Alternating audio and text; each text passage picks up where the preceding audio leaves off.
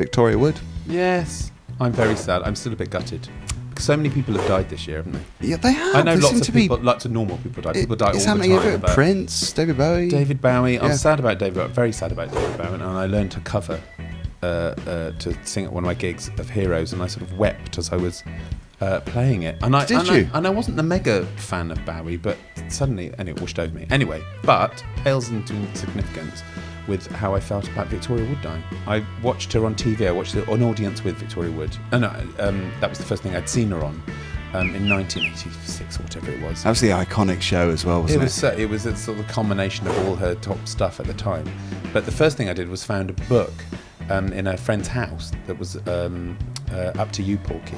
And I sat just absent-mindedly reading this thing and found the shoe shop sketch, and I was weeping with laughter reading it. It just triggered something in my sense of humour. Not everyone finds Victoria Wood funny. Yeah. I walk into the hospital club and the people behind reception don't even know who the bloody hell she is, which I find devastating, and I won't ever talk to them again. Who are you? No, I said, really? I walked in the day she died and I said, Victoria Wood's died, and it's really terrible. And they go, sorry, don't know who that is. And it's like, what planet have you been living on? But that's what makes her so unique, isn't it? The fact that she's quite Marmite. Not everybody loves her. Yeah, the people that do, they hold her really close to their lives, don't they? And they can quote her endlessly. And I've got friends who I've made. Actually, I've got a friend called Tamsin, who's an amazing musician and singer and all that sort of stuff. But we met over the fact that we, on MySpace, remember MySpace?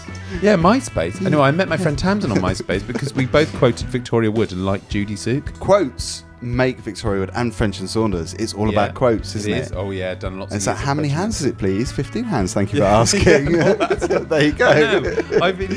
And 2 soups. I'm talking to someone perfectly seriously in a meeting at work, in my day job type work or whatever, and I can think of a Victoria Wood quote to fit the scenario, and I can't say it because everyone will think I'm completely mental. She knew life. She analysed life, and she was an onlooker. And I think she got it. She got it to a T. She really understood people's behaviour. She turns the ordinary into the funny. Yeah. But actually, she was completely surreal at times. Yeah. Where she'd use language, and it was the rhythm of language. And sometimes I don't even know what she was going on about. And she'd be very serious as well, which would be hilarious. The sketch of her when she went swimming. Oh yeah, and she covered herself in goose fat. Yeah, and never seen again. Yeah. Do you think she'll find a way? Oh, she's got to be in geography. Do you know? It was really sad as well.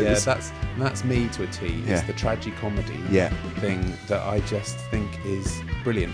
And when you read back, I've been reading Up to You, Porky, and I can just see all of the sketches by Catherine Tate, by Nighty Night, all of the Julia Davis, all of that, and it's all so influenced by very her. Inspirational, and it all seems old hat to people now, but actually it wouldn't have happened otherwise. Only I find jokes about Wincy Willis funny because nobody knows who the hell Wincy Willis is. I'm a friend of hers actually on Twitter. Are you? She's come off Twitter though. We always used to have little conversations on Twitter. Yeah, it's great. Are you on? You're on Twitter? I was, but I haven't got time to go on it. I've got about 19 accounts. He's flat out. He's plate spinning.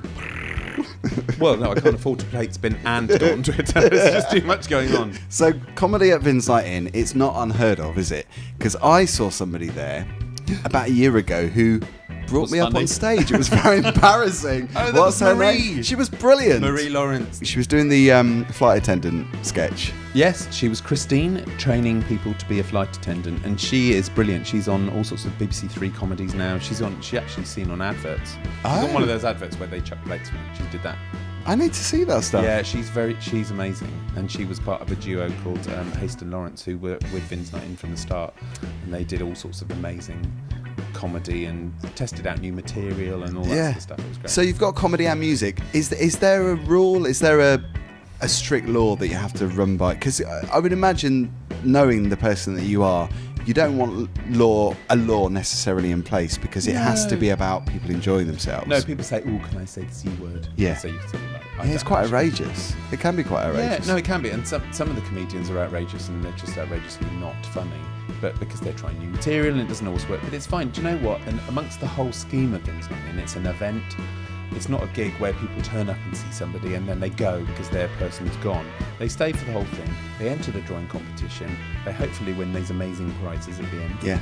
And they see all of the bands, and they see people they wouldn't have seen before. They see a comedian like Tanley Davis. She ended up on Live at the Apollo and John Bishop's show, and she's a dwarf comedian who was from Canada. She was at your wedding. She was at our wedding. She was gorgeous. She is amazing. Yeah. She's so funny, and I've always wanted to get her for Vin's Night In, but she's never in London at the right time. She just happened to be there at that time. She was hilarious. We were chatting to her at your wedding. Oh, yeah. She's really funny. I didn't know her before, but as soon as she started speaking, it's like she knows what to do. Here. She's so quick. Is she? Yeah. Even though our transport system is a nightmare for her because Move she it can quicker. never go on or off a bus because they won't let her. She's moving over here, so She's hilarious. Look out, so Bird. if you had to sell Vin's Night In, how would you sum it up in a few words? Is that really difficult? in a few words. I would say don't yes, do it anything is. In a few words. I mean, you're so brilliant at what you do. I could persuade people to go, but you are, because it's not easy holding together that kind of event, because it's a real mishmash of people, isn't it? You know what? There's lots of music shows in London, so it's not like, oh, mine's the best. It's that there's lots of live music. There's lots of talent where people write amazing songs and sing amazingly and perform, play their instruments brilliantly. But it's about doing something a little bit different, and that's what I want to do with Vin's Night In. It's quite punk, isn't it? In a lot of ways, not punk music necessarily, It's a bit punk ethics. All of the acts are booked carefully. I always choose quality, and do you know what? Sometimes some people aren't necessarily the taste of music that I would particularly pick, but actually I do like them, and they're very, very good. So the thing is quality, really. I think if I could sum it up in one word, it would be atmosphere.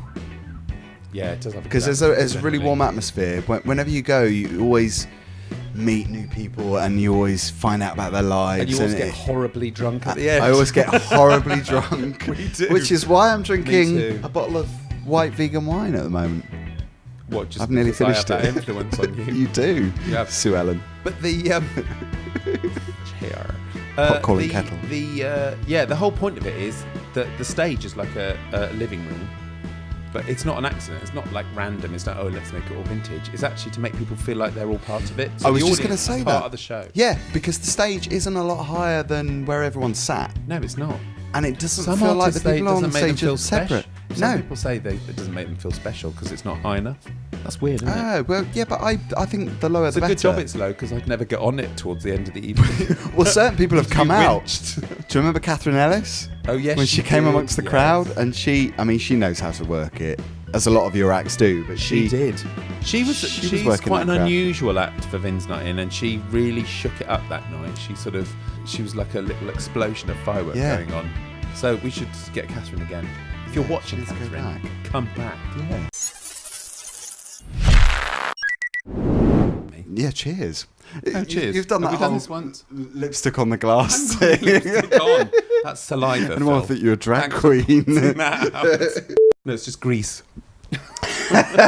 Is the word, apparently. Terrible thing. She's you're going to hold up a prize, aren't you? Sorry, I'm just itching to do Well, it. no, It's just- amazing. Just be careful where you hold it, because at a certain angle that might look a bit bad. Lip grease, it's a terrible problem. Yes.